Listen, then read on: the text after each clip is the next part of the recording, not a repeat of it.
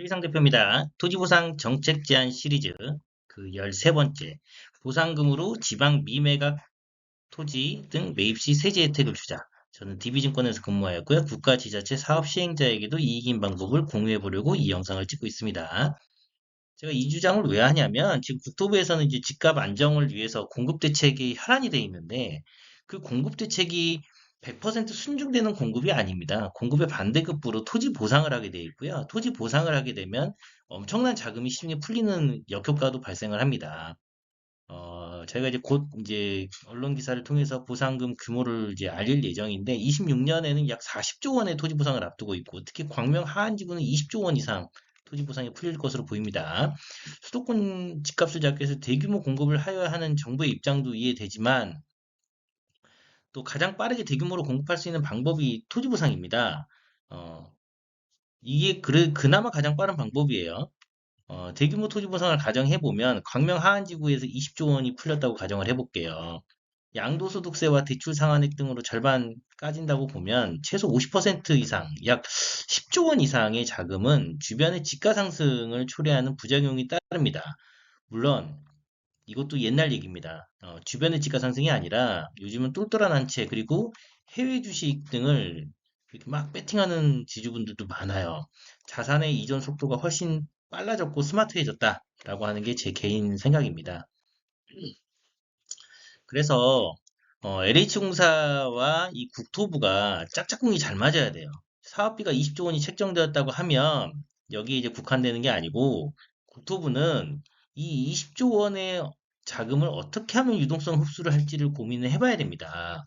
그 방법으로 보상 플랫폼에서 제안하는 방법은 이제 여러 가지 시리즈로 나올 예정인데 지방공사가 갖고 있는 미매각 토지 혹은 LH공사가 보유하고 있는 지방지역본부, LH공사 수도권에서는 뭐 거의 대부분 판매가 되지만 지방지역본부로 들어가면 여전히 미매각 토지가 많습니다. 보유하고 있는 미매각 토지에 대해서 일반 매각을 하게 되면 보상 지주가 보상금을 받아서 이 지방의 일반 매각 토지를 매입을 하게 되면 지금까지는 이 유동성을 흡수하는 안전장치를 채권하고 대토, 토지보상법 63조에 의해서 채권하고 대토로만 한정을 했었는데 보상금을 받아서 이 미매각 토지를 사게 해보자.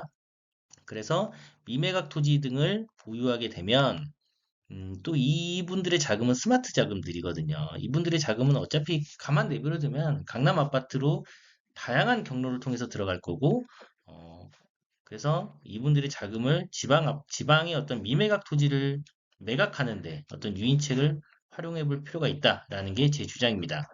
양도소득세 이연의 방법도 있을 거고, 증여세 감면 등 다양한 혜택을 주어서 보상 자금이 이거를 현재 법률대로 놓고 있으면 예전에는 그 인근 지역으로 들어갔지만 지금 많이 바뀌었습니다. 강남에 똘똘한 채로 다양한 경로로 들어가게 돼 있어요. 그래서 이 보상 자금이 어떻게 해서든 지방으로 흘러 들어갈 수 있게끔 길을 열어줘야 됩니다.